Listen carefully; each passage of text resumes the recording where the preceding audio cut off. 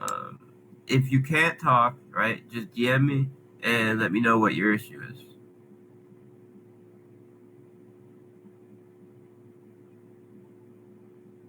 Do you guys hear me now? Yeah, we can hear you. Yeah, perfect, bro. All right, it's working. Okay. Cool. So, yeah, very sorry about all that shit. I don't know what's going on really. So the reason I wanted to chat with Forex on my channel was because, like, to be honest, like, you know, I know you're looking for testimonials for drip and all that, and we've got a big team over on my channel, and it's with the launch of the Animal Farm just coming up right now, right? And well, the relaunch and the unpausing, we, you know, it's all about the community. So I really wanted to put my, you know, my wick in the fire just to keep this burning, get it brighter, because we're all coming together. It's a community-run project, essentially. Drip, Animal Farm, you know, Brief, everything. So Yeah. because of that, I thought, you know, I put out some messages. We got some tweets back about the project, about Animal Farm, about the unpausing and all this stuff, right? Because generally, like my channel, right, it's going back to about 2020, the DeFi summer, you know, the way back then when you first released R34P, and then we moved to the BSC, we opened Drip, we started out the Animal Farm. I mean, time and time again, Forex, you've just been a pillar of DeFi, something that stands strong, creating decentralized passive income machines. Yeah, and they keep standing strong. We've seen so many other DeFi projects that have burned so brightly but then faded away, right? But Forex's projects remain stronger than ever. So it's really important that we get everything super clear for everyone of all knowledge bases for DeFi to know exactly what we're going to be doing for the migration coming up tomorrow, so that we all get the best, you know, the best entry into it, and we work together, and then we make it the farm that it is. You know, it is going to be the biggest thing in DeFi. It's going to be the biggest thing on the Binance Smart Chain easily. It's a beast. Thank you, bro. I appreciate your questions. So, you know, getting questions and answering questions from the community is real important to me. So I appreciate the opportunity.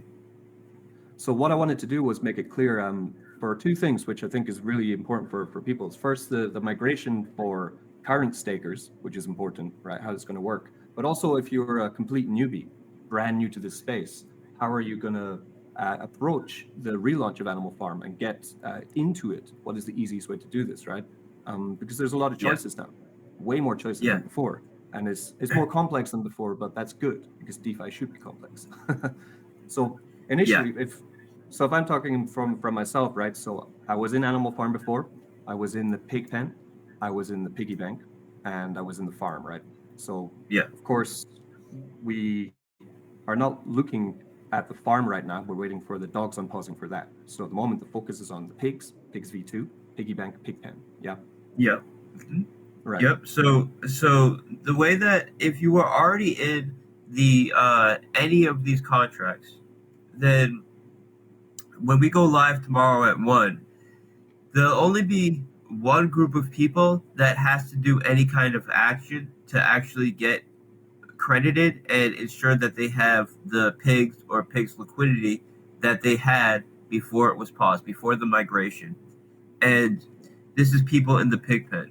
So if you had pigs in your wallet, which is less than 3% of the total supply of pigs, when we go live tomorrow at 1, you'll be airdropped these tokens. So you don't need to do anything in that case. If you sent even one pig into the crediting contract, you'll be credited with the full amount that you had in your wallet.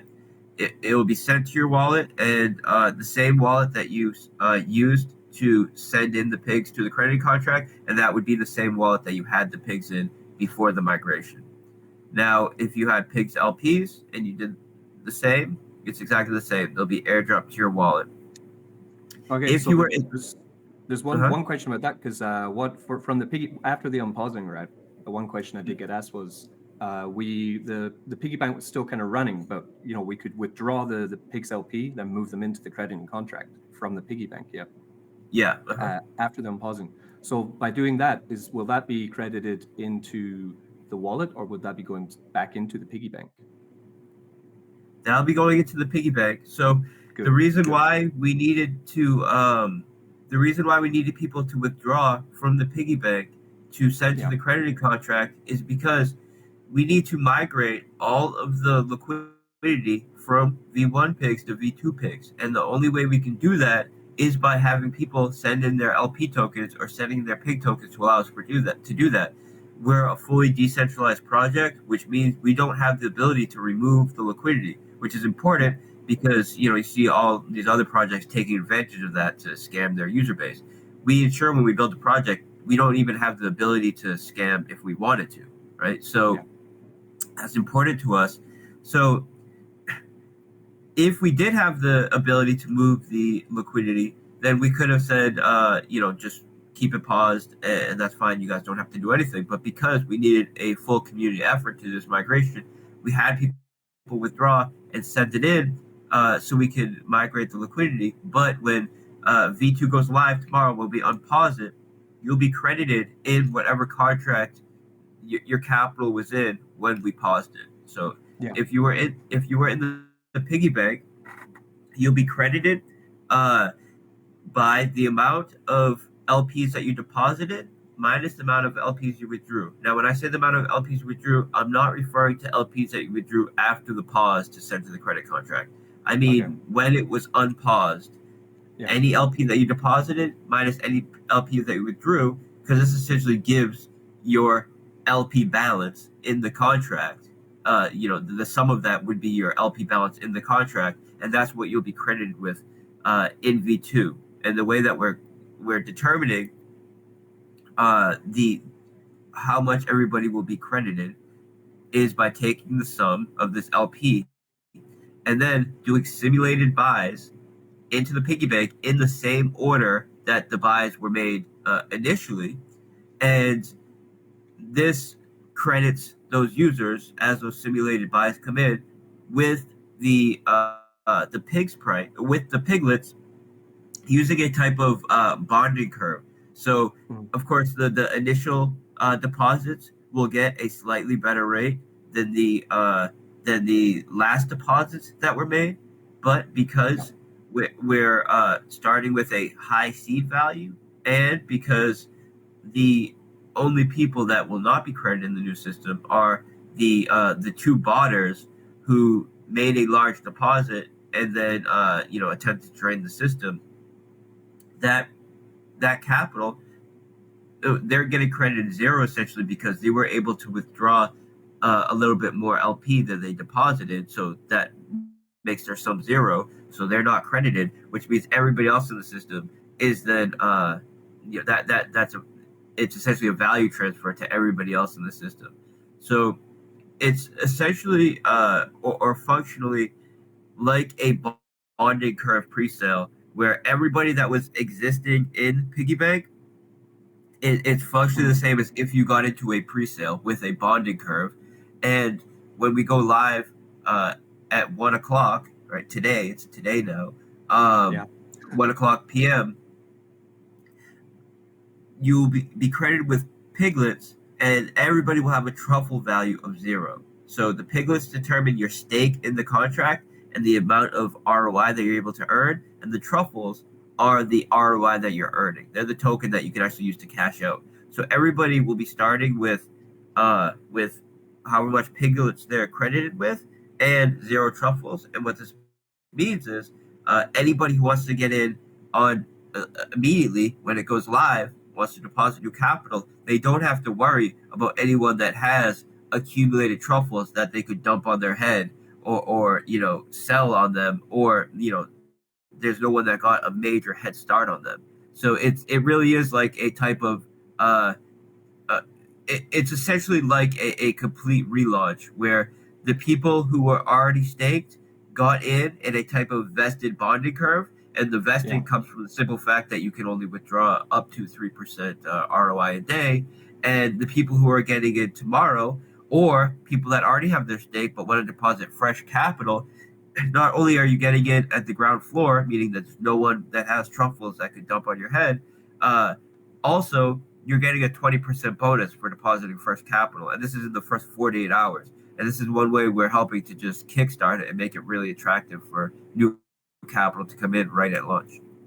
So it'd be like, say you take like a guy, right, Jimmy, right? So Jimmy had before the pause, he had $100 worth of pigs in his wallet, right?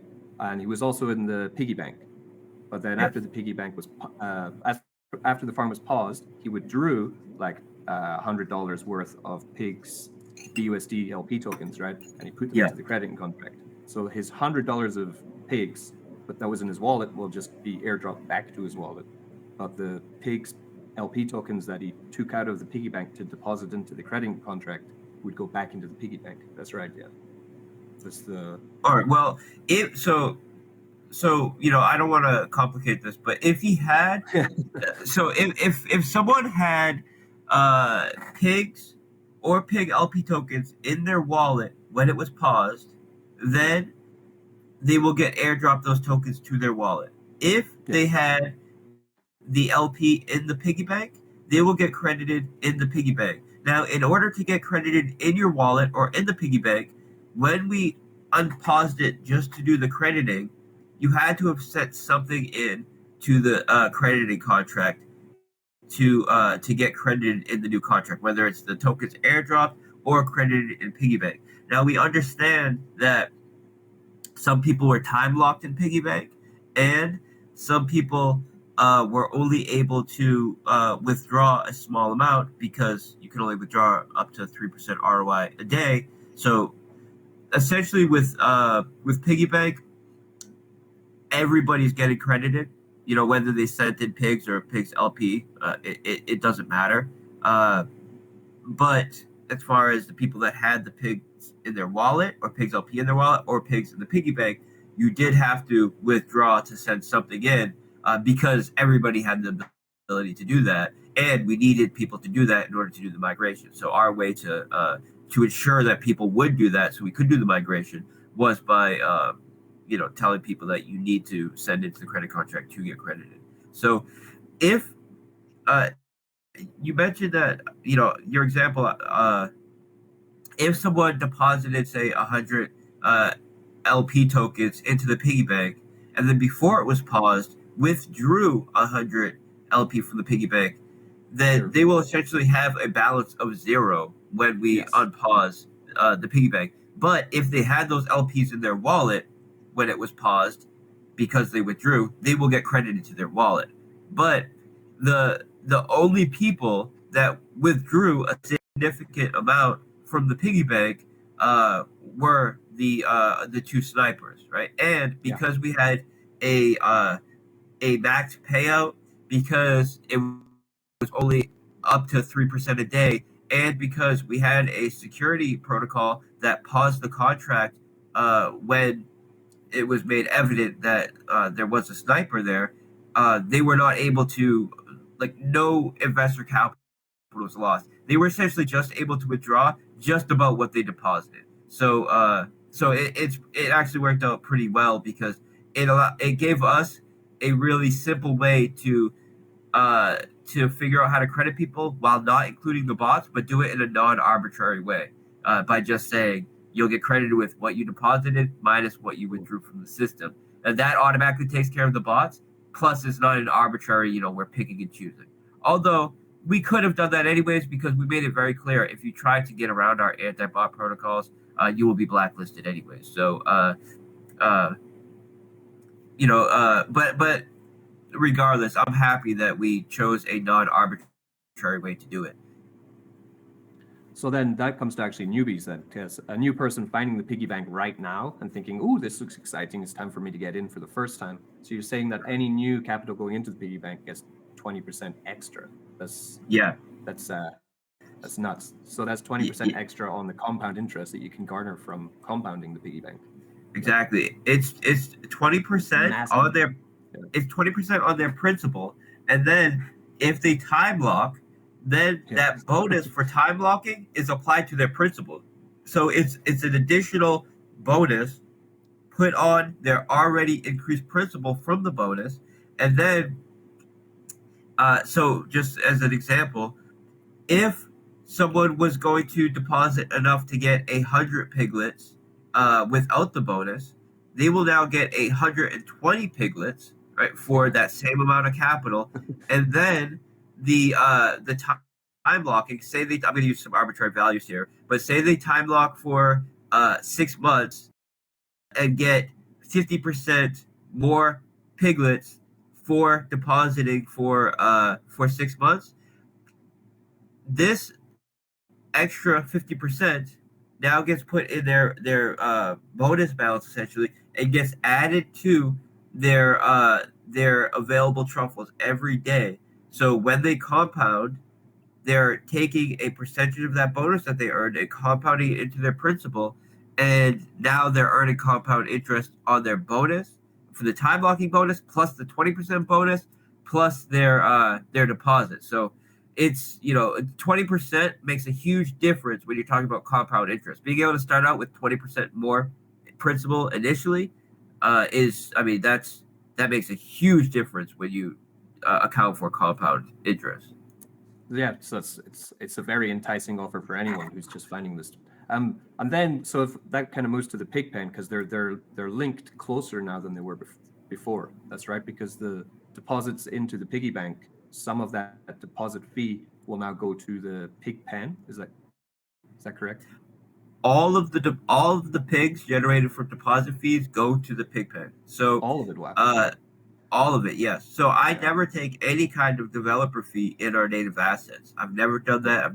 Never done that for any of our projects, and there's several reasons for that. There's the fact that in order for me to actually take that capital and try to use it for, say, marketing or whatever I'm going to use it for, I would either need to sell it, or I would need to give those tokens to whoever's going to be doing the marketing or whatever, and then they're going to end up dumping it on their following side when they promote it, or how are we going to use it.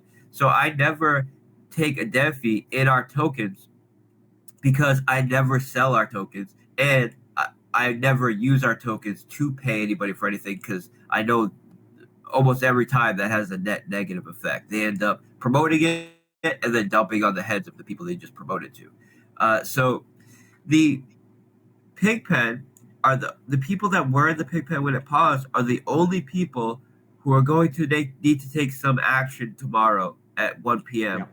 EST when we go live. And that is they're going to need to decide whether they want to credit their pigs to the pig pen, or if they want to send BUSD to the contract and credit to the piggy bank. So if they do decide to credit to the piggy bank, it's going to be considered fresh capital coming in, and they're going to get a 20% bonus. Now, if they decide to credit to the pig pen, then they'll be entered into the pig pen. Their pigs will be staked in the pig pen, and now they will start earning 3% of the pig pen vault, which has millions of dollars in it, and 3% of this balance gets paid out to pig pen holders, plus a huge cash flow, which will likely, at least in the first couple weeks until we have the V2 Animal Farm contracts coming up, be providing a larger cash flow than even the BUSD. And this is going to be the pigs that are generated from the deposit fees on the piggy bank being used as a dividend model for the pig pen. And someone asked before about the deposit and withdrawal fees on the piggy bank, and I think it's important for people to understand that if everybody in a system is paying the exact same tax, then it's the same as no one in the system paying a tax, right? And the reason why we put this deposit withdrawal fee in the first place is because we needed to ensure that it was not profitable to self-refer. A lot of these other systems that have referral structures can be drained, or it can be used to leech the system by self-referring.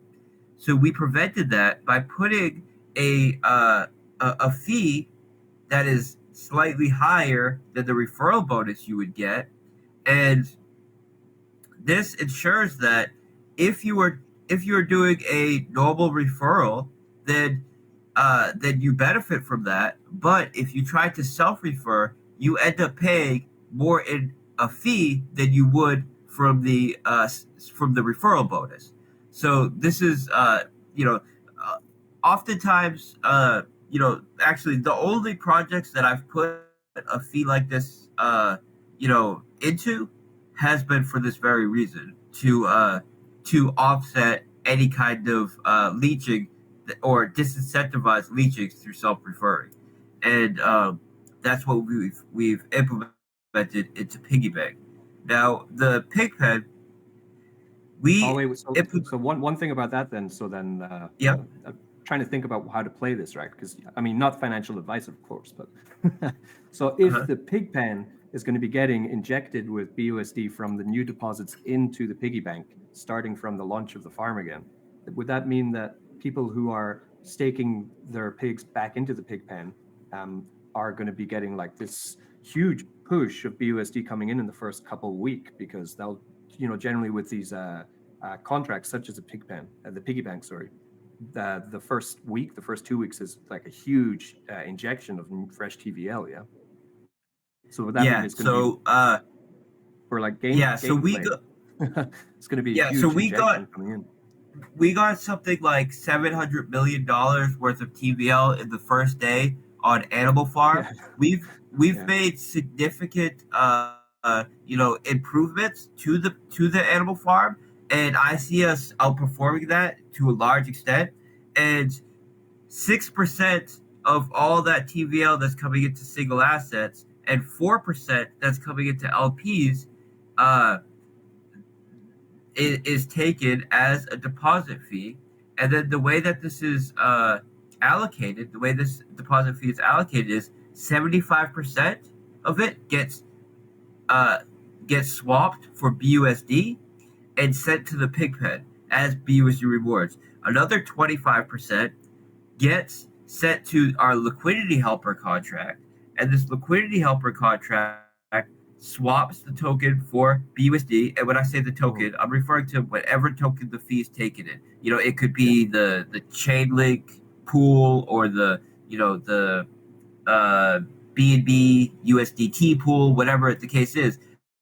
It will swap those for BUSD, sent to the liquidity helper contract.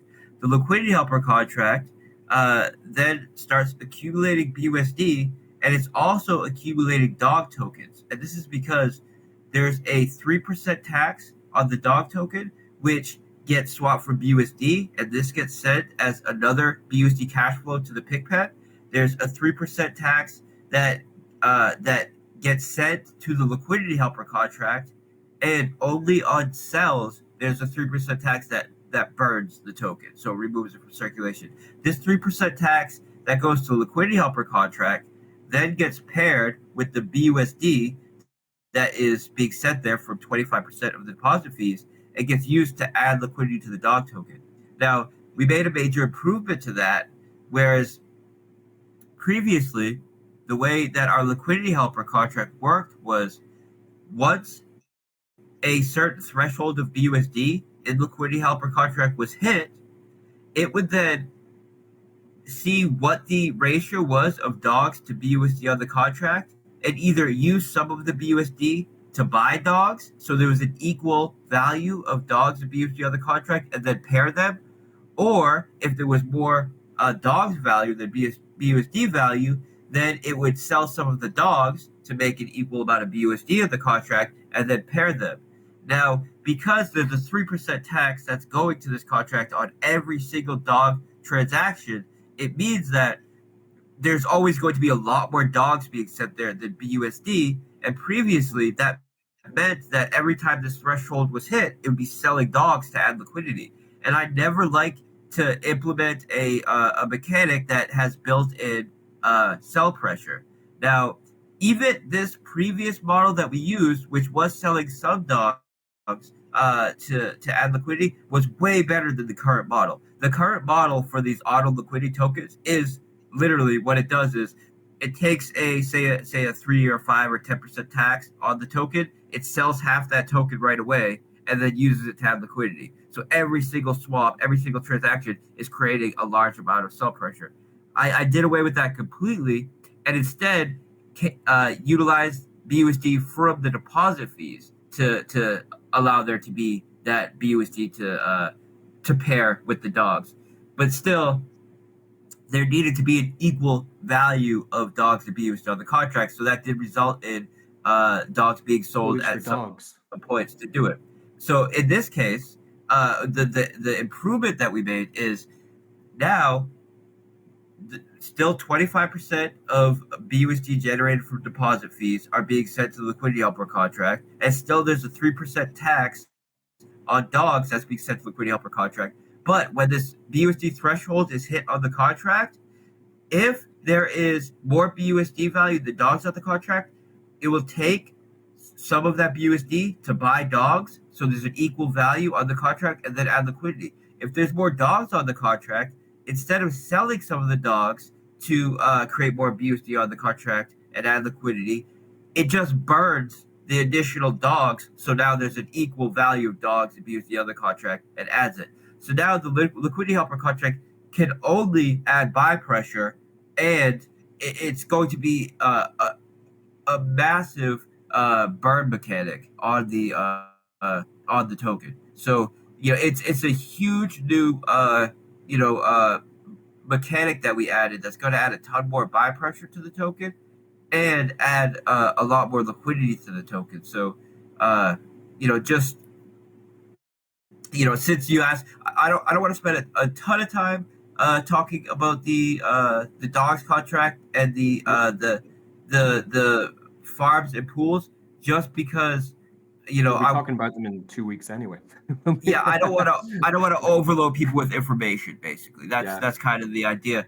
But and The this way is I understand the dogs, just to cut it brief, would be when the dogs token is on pause, essentially no dogs is ever going to be sold on the back end, which will be detrimental to the price of it.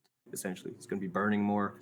It's going to help the price. People aren't going to notice it until they see the price and they'll be like, "Wow, okay, something's going on in the back end, which is even more bullish than before." Yeah, so basically every time this BUSD threshold, which is a significant amount of BUSD, say 25,000, 50,000 BUSD, get onto the liquidity helper contract, it will then either use that BUSD to buy dogs, or uh, or it will burn some of the dogs and then add liquidity to it. So that's I would say light years better than what we had, and what we had previously was significantly better than anything else in the space. So It was.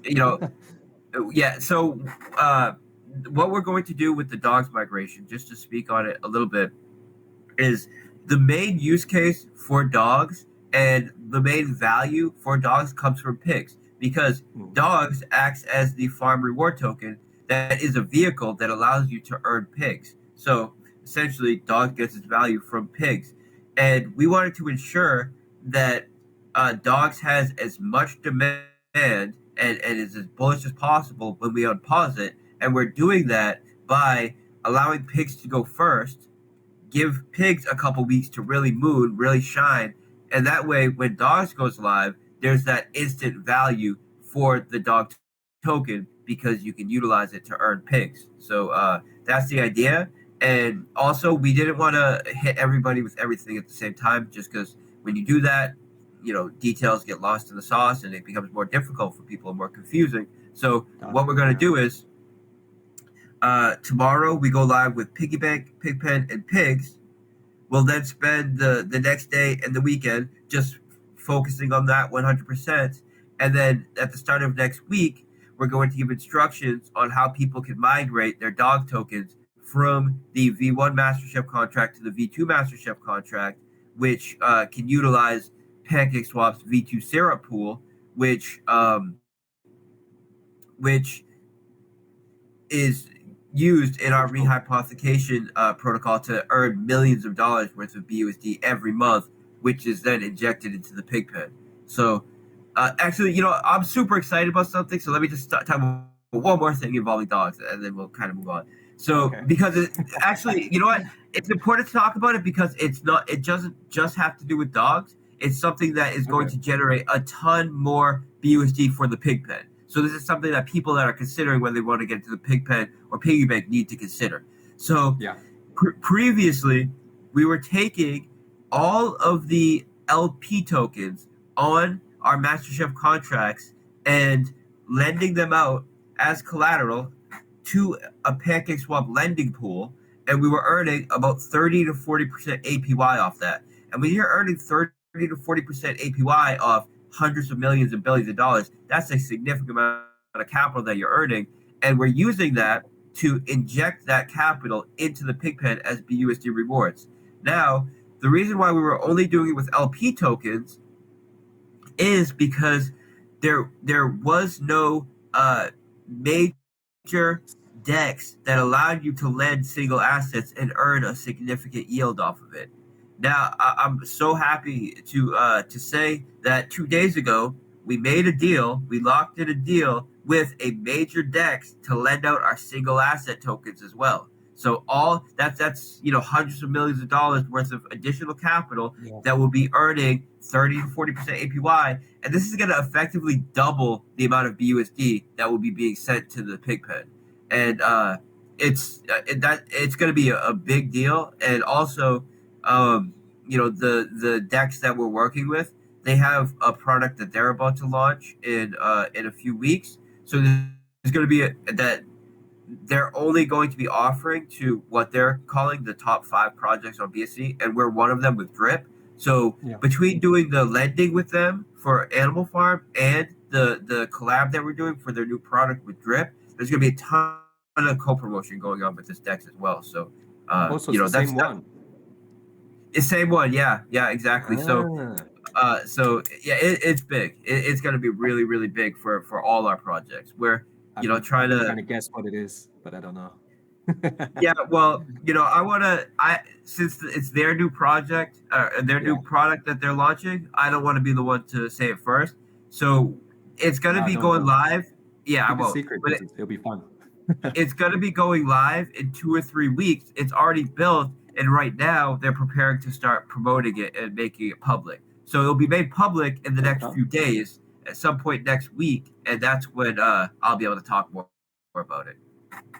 I think I'm going to do a sweepstake in my channel of what it's going to be, and we're going to have some options and see who votes for what, and then the winner's going to get some drip.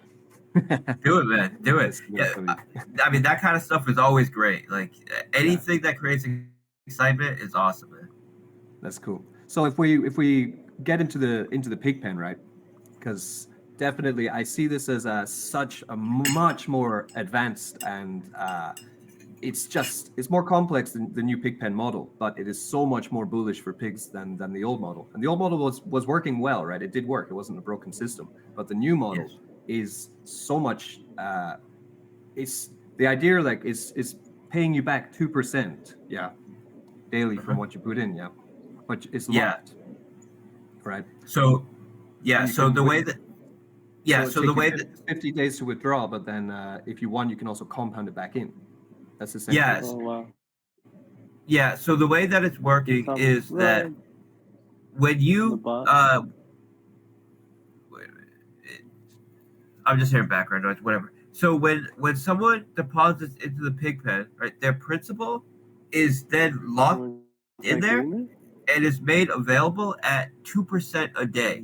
So this is not including the pigs or the BUSD that's being sent to the contract. So what this means is their principal is locked, and they're able to unlock 2% a day, and they can take the pigs that they're earning from the dividends from the piggy bank cash flow and deposit that and compound that into their stake.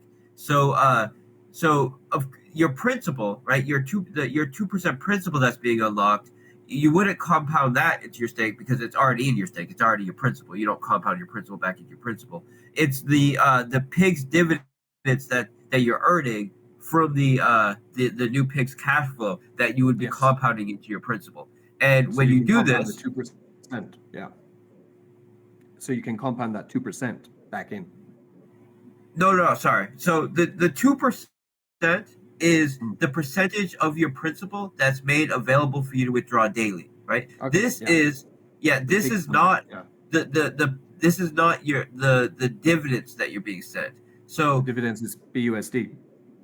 The dividends is both BUSD and pigs. So you're earning BUSD from the Pigpen vault that's paying you 3% of its balance every day, and then you're earning pigs from the piggy bank cash flow. All the deposit withdrawal fees that are accumulating pigs are being sent to the pig pen. Now, as a pig pen staker, say you stake 100 uh, pigs in the pig pen.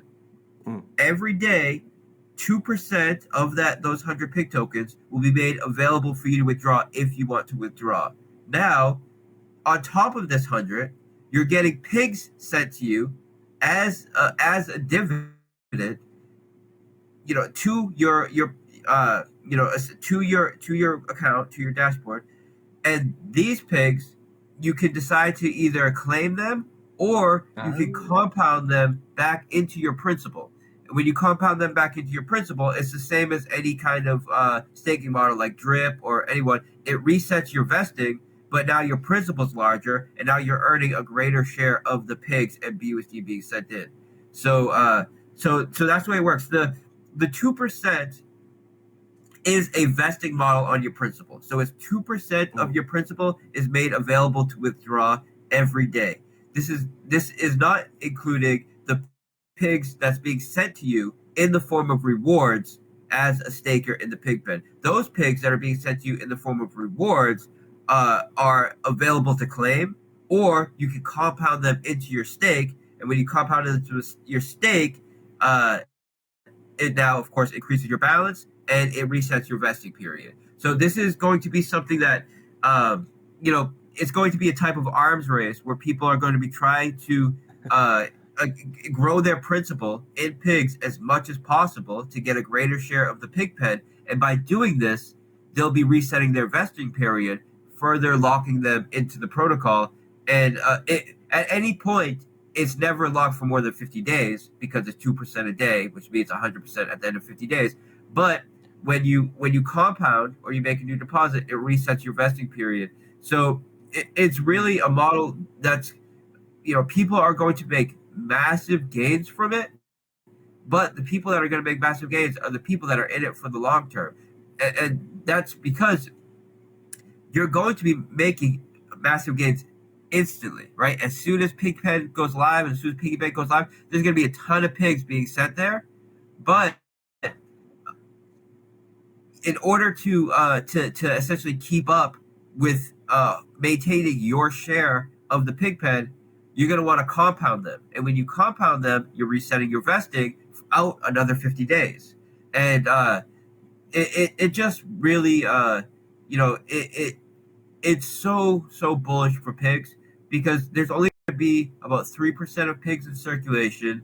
Over 86% of pigs LPs are locked up in the piggy bank. So essentially, there's going to be no pigs in circulation when it goes live. When you consider there's only 3% of pigs in circulation, and there's a 3% burn rate on selling pigs, it cancels each other out, and it essentially makes it so there's basically no negative. There's no immediate negative price impact that can happen on the pigs token when we go live, and then there's all this incentive to buy the pigs token. So the pig token, it's going to move like we've never seen it move before, because we've never had a situation like this. I've never seen a setup like this that you've done with Pigpen. It's beauty in DeFi, if you know what I mean. Yeah, there's never perfectly balancing.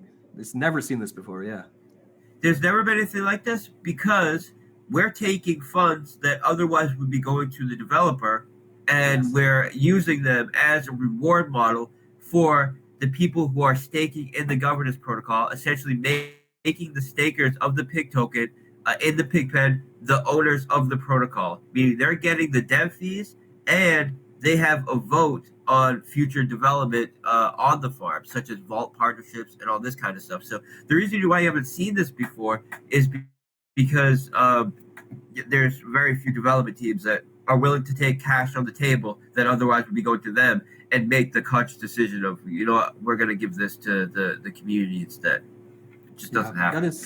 It's something about you that not enough people seem to understand about the way that you see DeFi and the way that you see the different protocols that you make. It's not the common way that we see all over the place with DeFi, where the developer's there taking his 1%, his 10% cut of all the money going in and all the money going out. It's not the way you do things. And I don't know. That's why, I'll follow this one, I'll follow the next one, because I know that it's DeFi done exactly the right way it should be. And there should be more people doing this, but sadly they don't, they don't take DeFi in that kind of way. It's very hard to get skilled developers. Like there's a lot of people that can do, some basic stuff. Very hard to find skilled developers, and then, finding a skilled developer who also has the this kind of mindset. There's not many of them.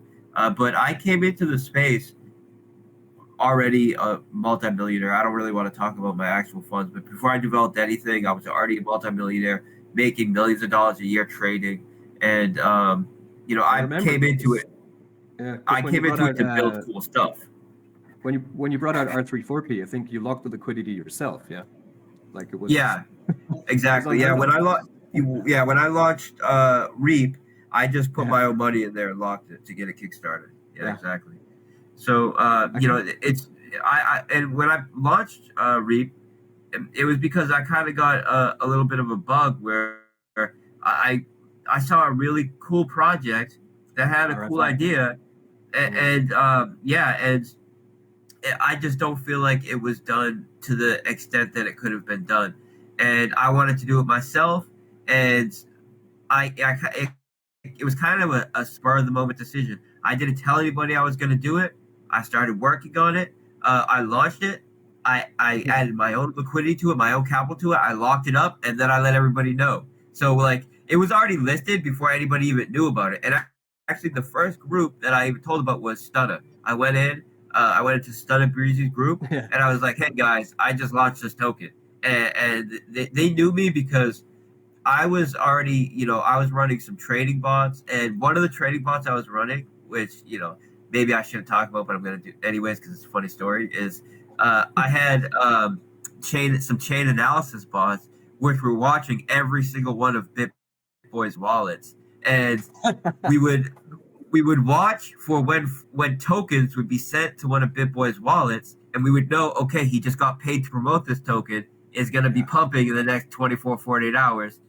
I would buy it. I would then go to Stunner Breezy's group and was like, hey guys, BitBoy's about to make a video on this token in the next 24, 48 hours. You guys might want to buy it. And then every time within 24, 48 hours, BitBoy would make a video. Project would do 2x, 5x, because this is a couple of years ago. So this is back when he would make a video about a project and it would do 5, 10x just based on his video, like instantly. So I already had that reputation. And I was also running a bot that was front running liquidity pools and front running large sell orders and just essentially buying everything that listed. So I got into RFI. I was one of the first 5-10 people to buy RFI. One of the first people to buy Aave. A ton of big projects. I was one of the first people, if not the first person to buy, because I had a bot that was just buying everything that listed if it had over a certain threshold of liquidity. So I think it was if it had over $50,000 worth of liquidity, just automatically buy it and then hold it until someone does a sell order, which will dump the price more than 30%, or if they were to remove or if they tried to remove the liquidity, at least more. If they tried to remove 30% or more of the liquidity pool, front run their order to do that and sell. And this got me into a ton of great projects because I was running this in 2020, early 2021. So that's when a lot of the major projects that are seen as the top projects in DeFi right now were actually just launching for the first time.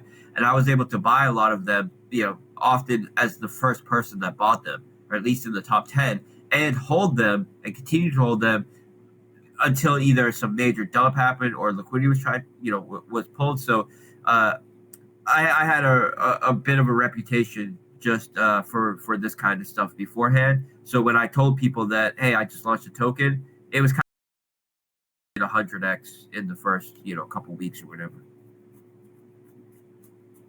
But I guess my point saying this, it was just an interesting story, so I kind of wanted to tell it. But my point was that before I built anything in DeFi, I had money. I can make a ton of money in DeFi, whether I'm developing tokens or platforms or not. So my motivation was just building cool stuff, building stuff that I could be proud of, that I knew had demand, that we could grow a community around and have fun with, and that was my real motivation more than anything. And this is why I didn't put any kind of dev fee. I didn't even raise capital for ETH. I threw my own money in there and locked it. It's because I was just I wanted to build cool stuff, and that's still my motivation. All right, so it looks like all right, you gotta unmute yourself. I think you might have crashed your Telegram or something. You there, Mister?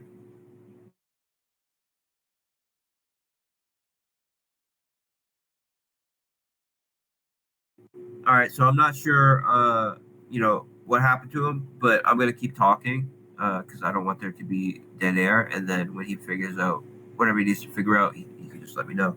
So the Pigpen has all of these new these new cash flows coming into it, and that makes it way more attractive than it was before. And it's going to make at least double what it was paying out previously, just in the simple fact that we're going to be lending out our single assets. Now, when you also include the pigs that are being sent to it, I believe the amount of capital that will be generated in rewards from this will likely be greater than even the BUSD that will be paid out, at least until we launch the V2 mastership contracts. So it's a great time to get into the Pigpen and to be able to earn pigs and accumulate your position in the Pigpen. So when the V2 contracts go live, you have a big position in there, and you can really take advantage when that wave of TVL comes in on the V2 contracts and really get paid out. Now, while I wait for him to come back, I also want to talk about another major. Awesome, man, awesome. So let me just wrap up what I was about to say. So we a lot of projects, the way that they do burning of their tokens is they send it to a 0x000 wallet, right? Because this does effectively remove it from circulation, but it still doesn't remove it from the total supply. And when you look at different analytics sites, such as DEX Tools, CoinMarketCap, etc., it looks like those tokens are sitting in people's wallets, which is not bullish, right? Especially if you have a protocol that's sending a large percent of all the tokens to a 00x or 0x00 wallet, then it looks like a ton of tokens are just sitting in circulation and sitting in a wallet. And it artificially increases the market cap, because market cap looks at the amount of tokens in circulation, or in the total supply, actually, and then multiplies it by the price. So if the tokens are sitting in a burn wallet, and you're taking the price times the total supply, it's going to be way overinflated. And this is why you see, for example, a project like Hex or something have, like, whatever they have, $1 trillion market cap or whatever. It's because those analytics are way off. They're counting tokens that are actually not in circulation as if they were in circulation, and it's because they're using a kind of outdated burn mechanism, where in our protocol, when our tokens are burned, meaning when this 3% burn rate is put on pigs when they're sold, or the dog token when it's being sent to liquidity helper contract and being sold from there, or sorry, not sold, being burned from there, or it's being burnt when people sell the dog token, that 3%, is not being sent to a 0x00 wallet where it could still affect the analytics of the project as if it was in circulation. It's actually being removed from the total supply. So everybody will be able to see the total supply of our tokens reducing every day, minute after minute. Every time someone transacts our tokens, they'll be able to see the total supply of the token shrinking, which also gives us way more accurate data on our analytics sites, and in the most bullish way. Because when people a lot of people, when they decide, do I want to invest in this, they're looking at things like how much volume was done. What's the market cap? Is the market cap way too high? Do I want to invest with the market cap so high? Things like this, where when you're when when you use the innovative new burn mechanism that we introduced into our dog and pig tokens, they're actually removed from the total supply, which makes the market cap reflect accurately. So it's not an inflated market cap, and this makes it way more attractive to people that are using this data to determine whether they want to invest, whether it's too late, etc. And also, these tokens are that are being burnt are not being counted towards volume either. So it's not artificially inflating our values in a way that would make most people that are just looking at the analytics think that the project is too big or it's too late. So there's many improvements that we've made. Because the main reason why we did this migration was because we were using the PancakeSwap V1 syrup pools to do the collateral rehypothecation to earn to earn millions of dollars worth of yield every month on all of our LP tokens. They updated to V2 syrup pools, and we knew they were doing that, but they didn't say that they were going to stop emissions on V1, and then they just kind of out of the blue one day announced we've ended emissions to V1. This made us have to kind of call an audible and decide what are we going to do? Are we going to unpause now and then have to put the brakes on in a week or two to do the migration, or should we push back launch 2 weeks and go full steam ahead when we do go live with the V2 integration? Plus, that gave us the ability to do a whole bunch of other improvements. And if you read the new white paper, you'll see we listed something like 5 or 6 major improvements that we made, and there's also at least a dozen other that we didn't list there. And the reason why we didn't list there is because it's things that people it would go over most people's heads, such as making the contract more efficient so it uses less gas. These kinds of things, which make a big difference, but are not as easy for people to understand. People that don't understand the code as technically. So we've made some huge improvements to both dogs and pig tokens and all of the related contracts. So if we're one point I wanted to touch on was the migration of referrals from the old animal farm site to the new one. That's going to be just 1-for-1, like the swap over to it. Yeah, so I'm glad that you brought that up. So let me just start with Piggy Bank, since that's on my mind when you say that. Yeah. So Piggy Bank has a variable referral bonus, and this variable referral bonus is based on the amount of dogs you have staked in the single asset dog pool, and this creates more demand for dogs and more incentive to lock up dogs. Now, because the dogs contracts will not be live when Piggy Bank and Pigpen goes live, what we're doing is setting a flat 2% referral bonus rate for everybody until the V2 dogs contracts go live. And when these V2 dogs contracts go live, then it'll become variable for all new capital that comes in. Now, as far as the referral bonuses that people earned previously before pause, those will all be credited in when we go live in the new contract. So essentially, the state of everything was captured, and this includes any gifts that you got. So because with Piggy Bank, you're allowed to give stakes. Any time locks that you had will be time locked for the same period of time. Yeah. And any referral bonuses that you got will be credited to you. Now, the only thing that will change with this is the rate. So when we decided the starting price and the starting what we call the seed value, which is basically the starting liquidity pool size that determines the price impact, it was too small on V1, and it caused a huge price impact in the first few minutes after launch. And people who got in early got significantly more than people that got in just an hour or two later.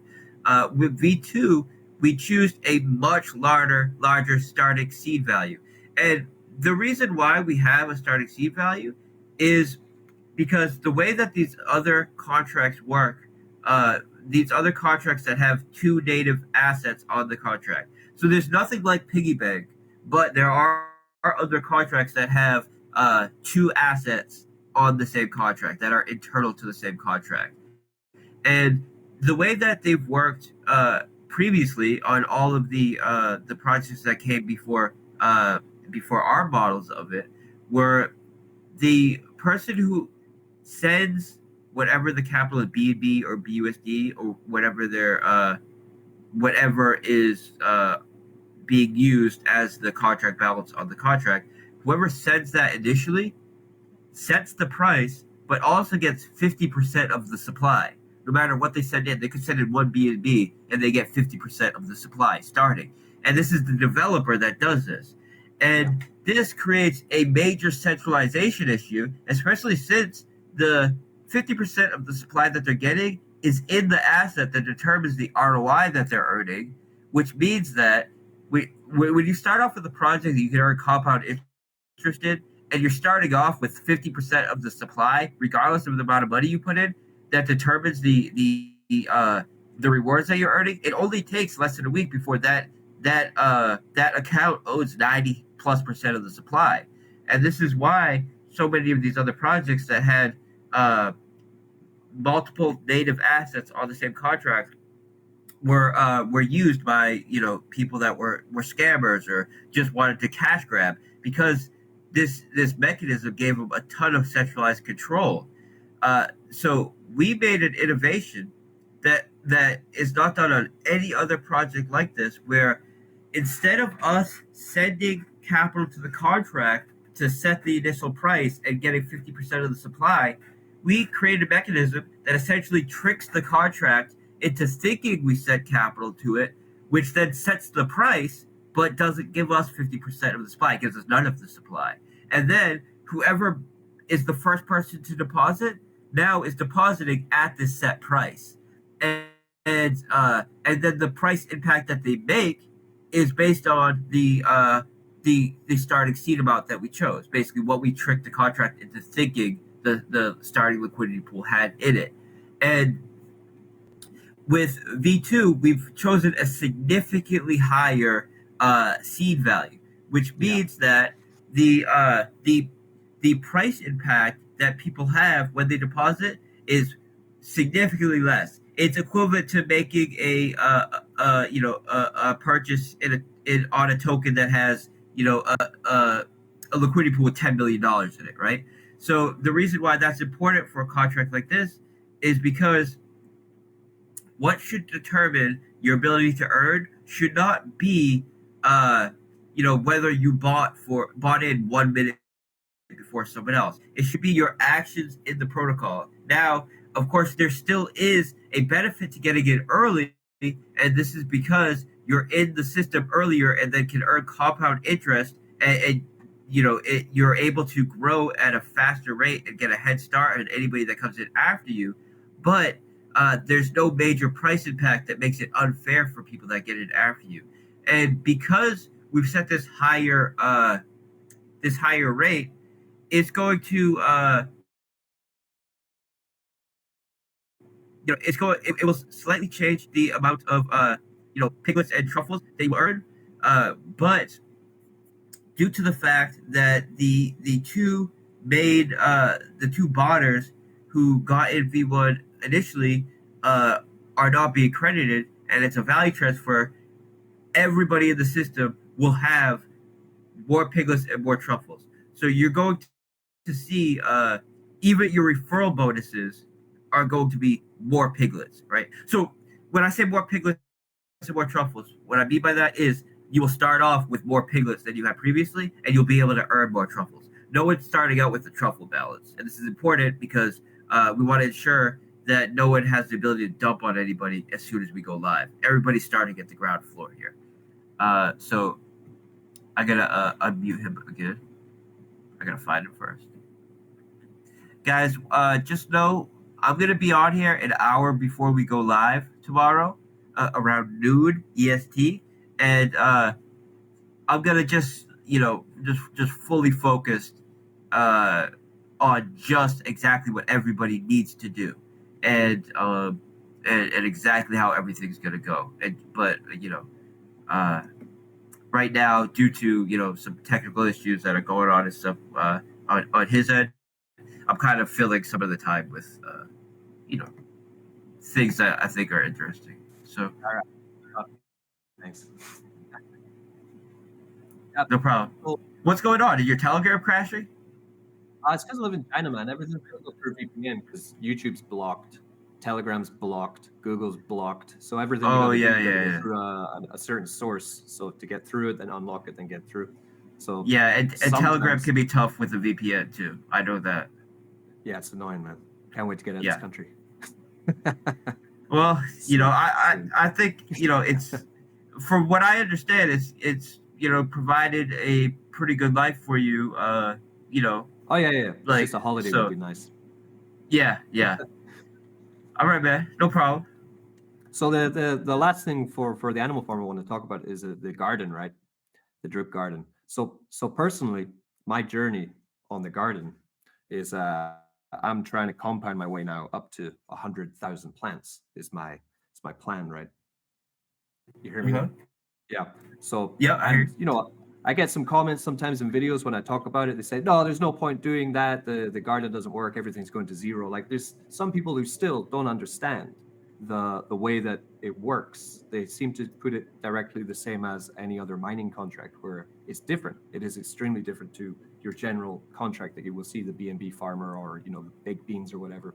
And Yeah. that's why I began compounding it, especially because my opinion is that by the time that Animal Farm is fully running once pigs is done out tomorrow and then dogs in a few weeks, the amount of people who are going to come into the farm for the first time or returning to the farm are going to see the garden once again. And of course, it's going to see, I think, more investment coming in, which is why I think it's key to keep growing it. But for any of the people out there who still don't understand, what would you have to say to them? Yeah. So the garden has proven itself.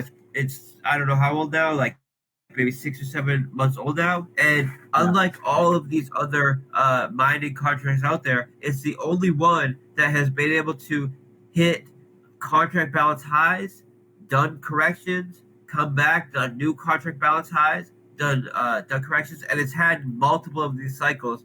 And it really has to do with the price of drip.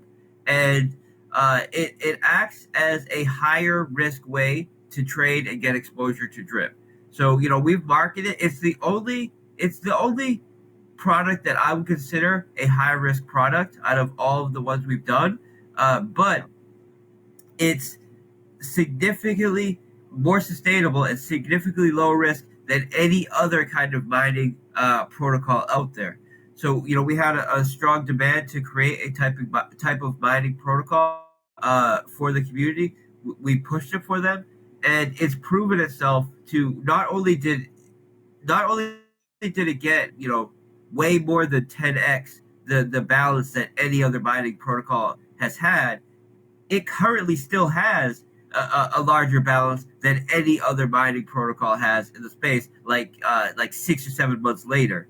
And we see that when drip is pumping, a lot of capital comes into drip garden, and when drip is doing a correction, people start claiming from the drip garden. So it really just acts as a form of leverage and a way to get exposure to drip and drip LPs.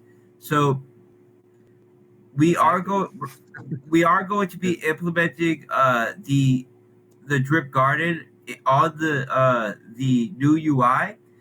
So we decided that we were going to build a new UI for this launch 6 days ago, and we got right to work Thank you. Yeah, because I mean, no expense was spared. We've had a full team working on it. So now, it was kind of for a long time. This was a one-man operation, and then it was a two-man operation, and now it's a little bit larger than that because I have myself. I have a developer that we onboarded who was only doing quality control, and then we onboarded a developer who runs a team, a team essentially a team of developers, and we kind of put. I wouldn't say we put them in charge, but they really helped us get the UI done in time, and of course, the design. Anybody that looks at the design can tell that it's one of my projects, right? It has people know that I like to like put art into my designs. That's all original art. So and that original art was done by Drip Africa. So, or sorry, no, I think Reap Africa. Yeah, they did the first white paper. Yeah.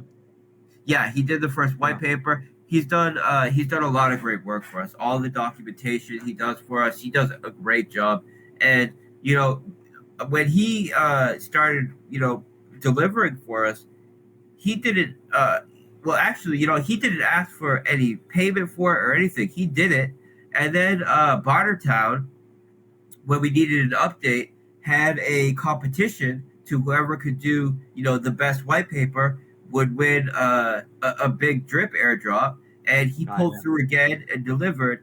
And now he's he's on the payroll. Whenever we need any kind of documentation done, anything like that, he's our go-to guy, and of course we pay him for it. So he does a great job, and he also provided most of the art or basically all of the art for the new UI as well.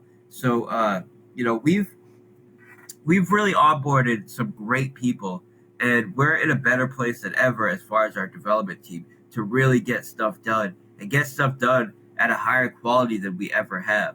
And that's why we put this UI together in 5 or 6 days, and it's better than our previous UI, which took a couple weeks for us to build previously. And it's really because we were doing everything as a one or two man operation before, and now we've grown. And these people that we've brought on, first of all, let me just make it clear that when it comes to the bottom line decision making, when it comes to who's adding the liquidity, who's locking liquidity, when liquidity migration happens, when anything like that involves investor capital, that's all being handled by me and only me, and it's always been that way. But doing things like helping develop the UI, getting art done, getting documentation done, auditing our code, doing quality control. This is how we've grown as far as our team, and really, we built up a strong team now. Where even where we are now compared to where we were a month ago, we are so much stronger. You're becoming a well-oiled machine. We are well-oiled, decentralized machine. Yeah. Oh man. Yeah. The new UI actually looks similar to the drip one actually, but the animal farm is dark, and then the what I saw from the drip one is kind of bright. Like I quite like the contrast there. Yeah, so it's just cleaner. It's smoother. Yeah, man. The new UI that we have for drip is really cool, right? So the new UI that we have for drip is specifically modeled after Charles Schwab's investment bank website, and that's something that we put a lot of time into, and we're gonna play with it, right? We're gonna see. I believe that it's gonna bring a ton more interest into the project. It's gonna make people that visit the site be more inclined to use our products. They're gonna see the testimonials there. They're gonna see the articles about the site. That took a relatively long time to build, but I'm interested in building something like that for Animal Farm as well. In the future, we always want to improve, and there's always room to improve. But the site that we have, the UI that we have for the Animal Farm, is definitely way better than the previous one. And people will even notice we made an improvement since yesterday. So you've added the liberation contract. You've added there's a couple the information. Yeah. Yeah. So previously we had just plain text at the top of each page that kind of Yeah. explained what the product was, but it didn't look good. It offset the dashboard, so it made that cover up the art, and you could only have so much information in your header, and I didn't feel like it explained each product correctly. So we used a essentially like a tour box where when you click onto a say the piggy bank tab, a little dialog box pops up. It tells you Yeah, I all the like that. information about it, and then you can decide Yeah. to click out. And so that's an awesome improvement that I'm really happy with. But we have something that does it even better that we'll be implementing in the next couple of days. So we're just going to continue to improve Ah, this and continue to optimize the front end. The contracts are going to stay immutable because yeah. we really, I mean, that's the way we like to do it. We like to keep things immutable with some flexibility that is designed to ensure for the security and to allow us to evolve, but no flexibility that could be used to remove liquidity or send funds, somewhere that the staker isn't giving approval for, and stuff like that you see with other projects. When I talk about flexibility, what I'm referring to is, for example, in order to do this V2 migration, it needed to be a kind of big process because of the decentralized, immutable structure that we designed. We learned from this and we improved. So in the new MasterChef contracts, if say PancakeSwap was to do a V3 syrup pool, we could easily migrate. And of course, we don't have the ability to move capital, move anybody else's stake from one contract to another, but we have the flexibility there where we can switch out the V2 contract address with the V3 contract address, and then still everybody has to give approval to move their funds there. But it makes it flexible, so we never have to pause or you know do anything that's very intensive in the future in case we have to do any kind of evolution as far as the other dApps we're integrated with. So it will be as Yeah. simple as just people just hitting a button to migrate from V2 to V3 and giving approval for it, confirming the transaction, and simple as that now.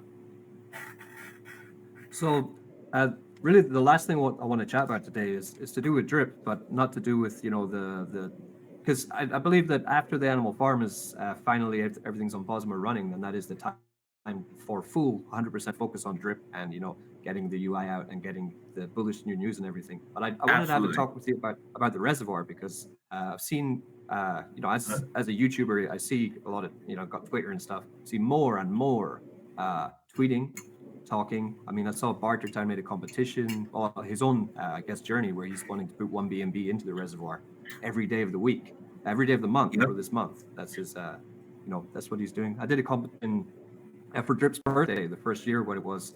Everyone who can prove they've staked in the reservoir, I was going to airdrop them down to them. And I see a lot more Yeah. people talking about it. So I had a question that was sent in from Beach Junkie. And he said, the reservoir seems to be the least understood part of the entire ecosystem. Some people say that it creates a price floor for drip. Is this correct? If so, can you please explain some of the mechanics of the reservoir? Yeah. Absolutely. So you're right. In the past few weeks, people have really driven their attention to the reservoir, and this is because people are starting to realize it's a very low risk way that they can earn B&B, Mm, and that's something that you can't really find anywhere else in the space. And the reservoir is our liquidity provider contract or our liquidity pool for our native decks. So people that are aware of Drip know that you can trade Drip on our site on Drip.community on our own native decks. Now, just like any other decks, you have liquidity providers. They are who is creating liquidity on both sides of the pool to allow for trading. They earn a liquidity provider fee. Now, with every other decks out there, uh, they're basically all copies of Uniswap, so they all have Yeah. a 0.3% fee that goes to liquidity providers, and that's it. And what determines the share of your fee that you make is just the share of the liquidity pool that you make up.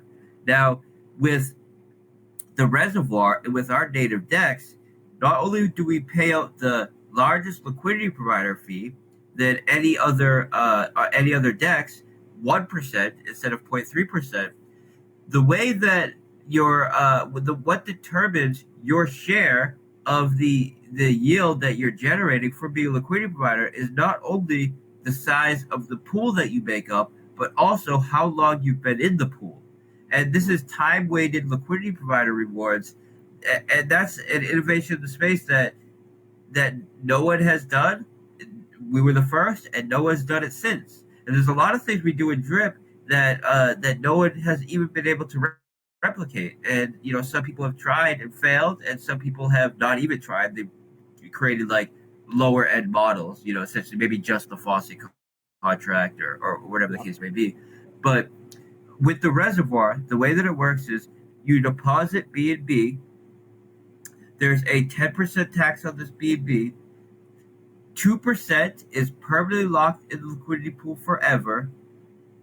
3% becomes immediately available to everybody that got in before you, so that BNB is made immediately available for them as a reward, and the rest is locked up in a vault that pays out 2% of its balance daily to those in the reservoir.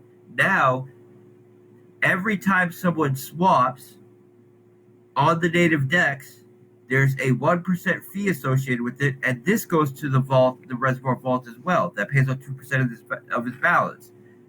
And what this means is not only is the size of the pool that you make up, does the size of the pool that you make up determine the rewards that you're earning in there, but also how long you're a liquidity provider. So those who are in it for the long haul earn better than anybody in the system. Now, the reason why we're able to allow for BNB deposits and BNB withdrawals for a liquidity provider contract, which is something that again no one has done before us and no one has been able to replicate, is that when you deposit your BNB, it takes half that BNB and buys drip, pairs that drip into our LP token, which we call drops, and those drops sit on the contract for you, and they represent your share of the reservoir. Now, when you go to cash out from the reservoir or take profit, it then takes those drops, unpairs it for you, and pays you out the BNB. And because it's taking both 2% of all the BNB that enters the reservoir contract and permanently locking it in the liquidity pool, and it's taking 2% of the 1% liquidity provider fee and permanently locking it in the liquidity pool, and because the reservoir vault is paying out 2% of its balance daily, meaning it can never pay out its full balance. That means that there's always going to be some capital that is permanently locked in the drip liquidity pool, and the larger this locked amount of BNB that is in the liquidity pool, the higher the price floor is for drip. Meaning it's a price that that drip really can't go under. And every swap, every time someone swaps drip, this price floor goes up. And every time someone enters the reservoir, this price floor goes up. And with drip, if you look at the shorter term fractals and stuff, it's going up, it's going down, it's doing all kinds of things. But if you zoom out since launch, you'll see it's making higher highs, higher lows, higher highs, higher lows.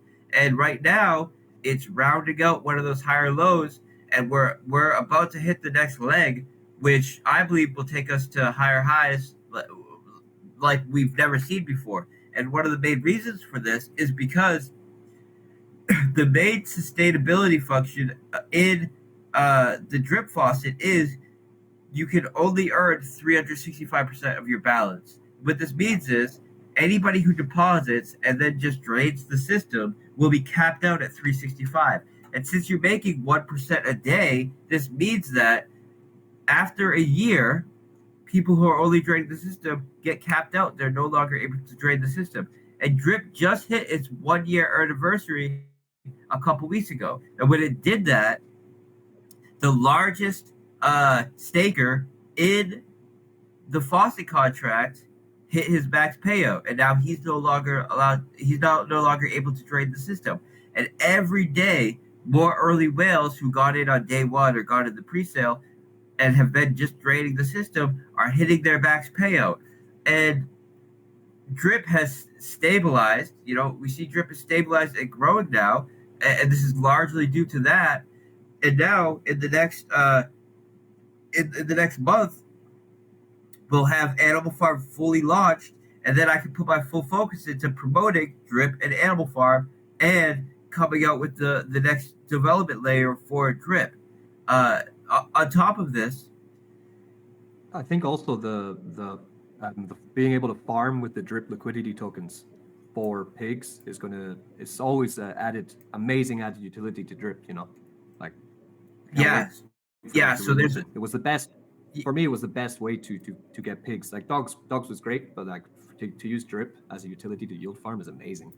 I love it. Yeah. So there's a few very big things that are coming from Drip, right? We have the V2 migration of Animal Farm, which gives a major utility for Drip that allows us to earn yield. We have the UI, which is already built, and we're just, I just don't want to take energy away from either one by launching the new UI for Drip and Animal Farm at the same time. So as soon as we put our focus back on Drip, which would be immediately after the Animal Farm migration, the new UI is getting pushed. We'll already have the Drip yield farm on Animal Farm, that farm going. We have a major DEX partnership coming for Drip that is going to be providing a new utility for Drip that incentivizes people to lock Drip on their platform and earn yield. And again, this is something that they're only providing for what they consider the top 5 projects on BSC, and we're one of them. They're major DEX, and they're going to be promoting the hell out of their new product, which means a ton of promotion for us. So that's going to be huge, and they're going to basically go public with it in the next few days and go live with it in the next few weeks. So that's right around the corner, right? That's the end of this month, early next month. And then we have the scratch ticket model, which is also going to be massive. Yeah. And that is, I would say that is going to come at either the end of next month or early the following month. So essentially, every week coming up for the next 3 months, we have something major happening for both Animal Farm and Drip. The scratch ticket model is huge, right? It's a model that allows people to essentially buy scratch tickets on various platforms. So we're going to give the proof of concept by launching it on Animal Farm and Drip.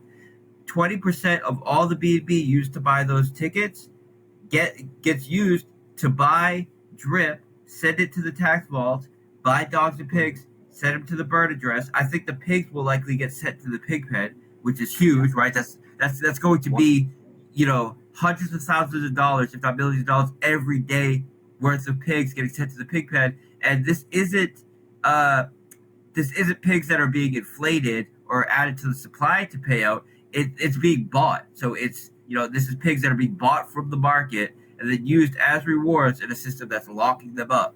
So I mean, this is going to be huge for both Animal Farm and Drip, and it's a NFT scratch ticket model. So not only do you get a chance to win a prize, and the way that you interact with the NFT is also very cool, right? It's a dashboard that's a digital scratch ticket that you use your mouse to scratch to see your reward. When you start scratching it, it calls a function to Chainlink that returns a random value. We then use a type of a modal equation which takes whatever this random number is and then puts it within a range, and then wherever this this number lands within the range determines your prize and whether you won the prize or not. And then once that prize has been won, it's taken off the table. So we know when we start and when we have each batch, we know before the batch is sold how many prizes there will be. It'll be one jackpot. There'll be so many tier 2 prizes, so many tier 3 prizes, and this is why the scratching model is such a good model. Is because they're able to treat it like a business where they know exactly how much they'll pay in prizes each batch, exactly how much they can reinvest in the business, exactly how much they can take as profit as the owners.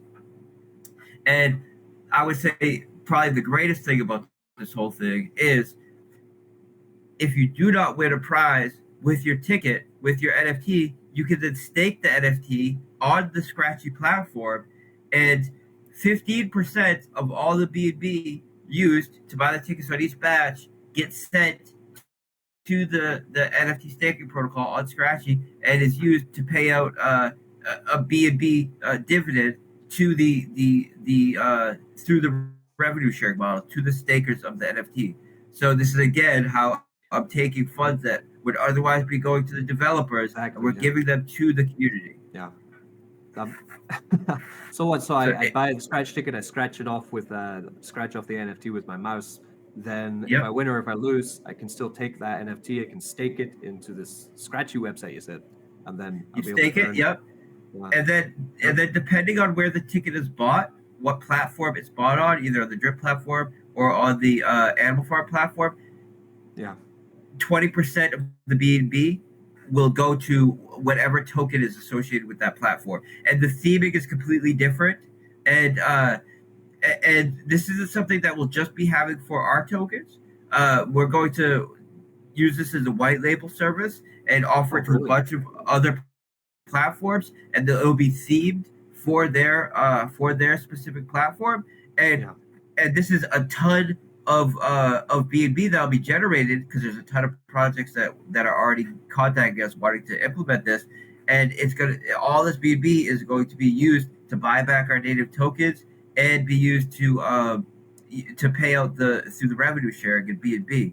So it's another just another thing that's very big about that is although we will be offering it on multiple platforms, each platform has a different size lottery, or different size jackpot. And the reason for this is because 10% of all the BNB that is used to buy the tickets goes into a treasury, and then 25% of that treasury goes to the jackpot with each batch. And that means every batch that's sold increases the treasury balance, which increases the jackpot for that specific platform. So I already know that, without a doubt, Drip will have the largest jackpot. So even though we'll be offering the service to other platforms, Drip undoubtedly will have the largest jackpot, will be the most attractive. And regardless of where people are buying the tickets, the revenue sharing is still being done on the Scratchy site. So that's it's going to be huge, right? We already know the Scratch ticket model works awesome, but we're able to take it to the next level by implementing the power of DeFi essentially. And luck, that's fun. Yeah, and then it's way better than any other kind of lottery model that exists in crypto now. Right now, you get into a lottery thing, you buy a ticket, you got to wait 48 hours, 24 hours, a week before you figure out if you won. There's only one winner. The devs are taking a huge cut. If you don't win, you're out of luck. That's it. You didn't win anything. With ours, you can buy a ticket, you can scratch it, see if you're a winner. The bottom prize is you win another ticket. So you scratch, you don't win a prize. You can stake it for a share of the protocol. You do win a prize. You need to burn that ticket in order to claim your prize, which means there's no double dipping. Those who win the jackpot with their ticket cannot then use that ticket as a share in the protocol. So it's going to be big, right? And then with Drip, right? So I talked about what's coming for Drip in the next, I would say, 4 months. I would say by end of year, I want to do something that I believe is going to be the biggest thing in DeFi, truly. And that's a true peer-to-peer lending protocol. So right now, if you want to lend out your crypto, you're lending it to either a major DEX. You're lending it to one entity essentially. It's either a DEX or some centralized exchange essentially. This model is going to be a peer-to-peer lending model where people that are in the drip network and in the drip community can lend capital to other drippers, and for lending out this capital they will earn a yield, and this is a secured loan, and it's secured by the collateral in the drip stake of the person who's accepting the loan. And the loan is secured because they know that the loan size can't be larger than what can be paid back from the ROI that that person that has the collateral staked in the protocol is earning. And the person who is getting the loan can then use this capital that they would otherwise have to withdraw from the faucet to be able to access. Now they can keep their money in drip. They can get into whatever they want to do, the trade, the pre-sale, whatever it is, make their flip, make some money, bring it right back into their drip stake. And say something happens, they go get into a pre-sale and get rugged, or shit happens in DeFi, right? Their loan will be self-paying from the ROI that they're earning in drip. So even if they mess up somehow, their loan will still pay itself off, and then once their loan is paid off, then their collateral becomes open to them, and now they have access to their stake, and they're earning ROI on their stake again. When before they've paid off their loan, their ROI is going to the lender, and with interest, and the faster the loan is paid off, the less interest is associated with that loan. So, I mean, it's going to revolutionize DeFi. It's going to be the biggest thing in DeFi. I know it. I have already worked out the logic on how to do it. The reason why I say end of year is because I have to build the contracts for it. So I've worked out the logic. I still have to build the contracts. It's going to be built on top of the faucet. And it's just going to be massive, and I want to take my time with it. So end of year is my target for that. But we got so much coming in the next 4 or 5 months, anyways, that people can focus on. And Drip is just in a better place than ever. The team is in a better place than ever. So I'm super super excited. But right now, it's all about pigs. It's all about animal farm. So tomorrow at noon, I'll be in voice chat preparing everybody at 1 p.m. EST when the timer hits 0. I'm going to be unpausing. Everything will go live. Remember, there's less than 3% of pigs in circulation. Those pigs that are in circulation are heavily incentivized to put their capital in piggy bank or pigpen. They're going to get a 20% bonus if they get in piggy bank. If they get in pigpen, they're getting a jump start on building up their share of the animal farm before it goes live. Plus, they're getting all those pigs that are generated from the piggy bank fees, and they're getting the BUSD, the millions of dollars worth of BUSD, which is already sitting in the vault. Now, when Animal Farm goes live, or the V2 goes live in 2 weeks, because we're gonna have 1 week for the migration process, and then we'll go live the next week. There's going to be a huge wave of TVL that comes in, which is going to be hundreds, maybe billions of dollars, which is going to, with 4 to 6% of that be used for pigpen injections, right? So that's tens of millions of dollars. And not only will we be creating this capital from deposit fees, also the collateral rehypothecation, which will not just be for LPs, it will also be for single assets, which is going to essentially double the amount of yield that we're earning through that, which doubles the amount of capital BUSD we pay out through the pigpen. So, I mean, the piggy bank is obvious, right? I think the reason why I'm putting a little more focus on the pigpen, because the pigpen is a little bit more of the longer term play, which people I think need to have a little bit more of an understanding of how the system works to see how that benefits them. But there's so much more cash flow going to it when we go live than there was in V1, and the logic is so much better. And then piggy bank is we made major improvements to it. It's a whole new beast, right? And piggy bank is already the obvious awesome like mid to long term play.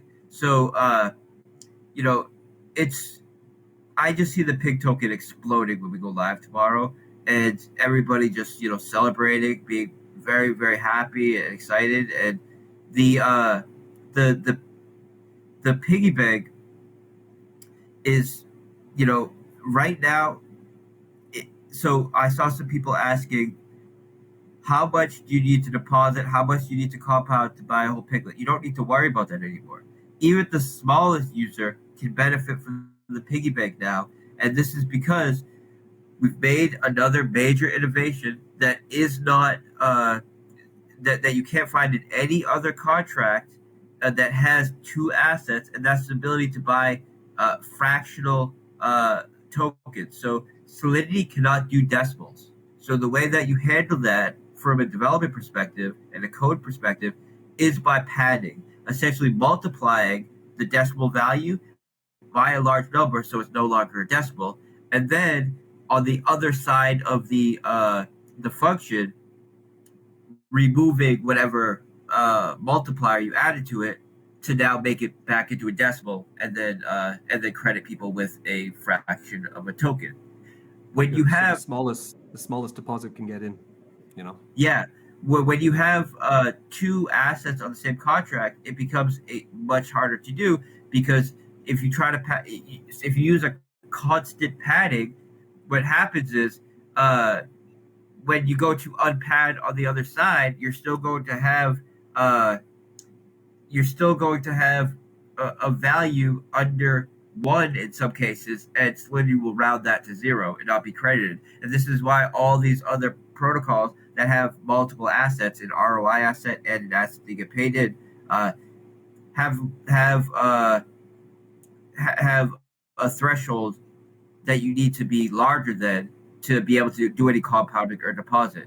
And we have removed that threshold and made it so it's the bonus and the all of the use cases of the system are accessible to everybody, no matter what your size is. And essentially, all that matters is the actions you take in it. Man, so much. Yeah, I know. It's great. I know it's a lot. That's one of the reasons why we're kind of parsing it out, right? We're doing pigs, piggy bank, and pig pet tomorrow. We'll do dogs migration next week. We'll do dogs launch the following week. Yeah, it's lot, great but because it's just we're all on this journey, man. It's the biggest army in DeFi, that we have now. The biggest decentralized army, like best community by far, man. We're on the cutting edge. Like we are on the bleeding edge of DeFi, and I feel like we are where you go if you want to safely and securely be on the cutting edge of DeFi, right? Yeah. This is where you go. You can't. There's no one else doing it like we are. If you want to be on the cutting edge, but also feel secure that your capital will be protected. Yeah, exactly. Yeah, I really, well, from what you were saying before there, I really like the idea of being able to take my drip out of the faucet, like claim my drip, right, and then be able to put it in somewhere else and stake it, and then get something else rewarded. Because personally, I don't really like selling drip. I feel bad. I like to use drip. That's the whole idea of it. So to use it as another utility and another site to put it into is so amazing. Like, just so you know, the lending protocol. I can't give away too much, but it's actually, let me not even get into it. But people will, with the lending protocol, people will not be removing drip from the system at all, right? There will be no drip being removed from the system. People will have, So, anyways, I don't want to get into it because I don't want to give away. Don't give away any before it's developed. Yeah. All exactly. I'm imagining a stunner breezy loan service using. Dude, that's going to happen, right? The whales in the system are going to essentially be banks. They're going to have their own banks where they're going to be able to make loans to people and are interested, and that's going to benefit everybody. So it will be. It's awesome. It's going to start this net of just a web of continuing growing and growing up, man. You know, for Fantastic. tax reasons too. Yeah. It's huge because you don't pay taxes on a loan.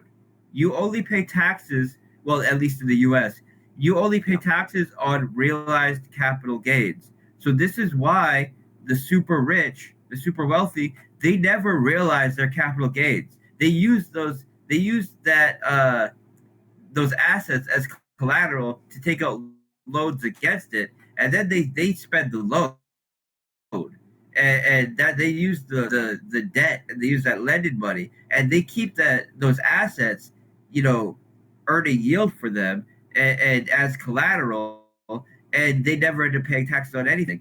And you know, I never give anybody tax advice, but having a lending system allows for that. Like Yeah. given the current structure, it allows you to take out a loan against your collateral, cash it out essentially, and since it's a loan, you don't owe taxes on it, and you can have your drip still earn a yield in there. But you know, these are things that people are going to, as we get closer, will work out for themselves. And I'm going to stay far away from giving anybody tax advice or anything. But Yeah. it opens up so much opportunity, Yeah, man. So much. and So it's going to be huge for whales. You know, whales are going to love it, which you so know, whales are great. so the timer's already up for the movement for the relaunch of the pigs. Yeah. Yeah, we're Fantastic. That's yeah. exciting. So I don't want to keep you too long then, because I'm sure you need your beauty sleep and Yeah, so I stayed up. I was up all day yesterday. I stayed up all night working on the UI. I slept for something like 2 hours before the Juba interview. I did that. I came out. I spent some time, you know, answering questions of the community. I took another 3 hour nap. Came on and did this, and I got some. I got more work to do, but now it's crunch time, right? The time to yeah. sleep is in a few days, so I it doesn't bother me at all. Well, Forex, I hope that once the pigs is done, I'm going to figure out how to live stream, and I'm going to get you on my channel. I promise. Oh, we'll do it, man. Yeah, I mean, it can't be Promise. too hard, but I don't live stream, so you know, I had no Yeah. advice for you, but No, yeah, you'll that's figure it out, man, and we'll get going, you know, in the next few days. So you know, you said that you're going to transcribe this and yep. do subtitles. You could do that. Yep. I can do it. I've recorded everything as well, so That's awesome. I'll be able to put this up afterwards, and also I'm going to turn it into Chinese so that the Chinese community can they can find out the key information, because especially in a second language, I'm sure like Drip Italy knows this, or Drip Japan, that Yep. in a second language, it's very hard to get everything, to understand everything. So the more Yeah. sources we do have in different languages that can clearly explain to everyone what's going on, it's the best way for everyone, Yeah, It's that's important. huge. That's huge. All right, guys, I'm gonna hop off, but if you have questions, go to the latest Twitter tweet that I made. Put your questions there. When I come on tomorrow at noon, I'm gonna go through it and I'll look at any questions and I'll answer any questions. You know, I've been on for like 2.5, 3 hours or something now, and you know, I can't stay on all night because I gotta prepare for tomorrow and everything.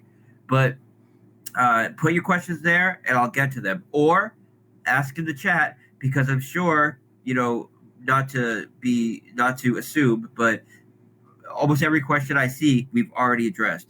And someone else will be able to answer it for you if you just put it in the chat. So Yeah. feel free, post it in the chat. Someone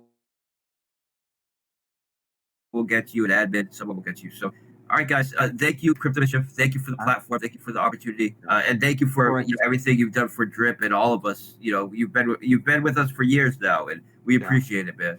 We'll keep going. Thanks for your patience, everybody. No problem, man. Okay. Everybody does their best. So, all right, man. Yeah. Good night. Good night.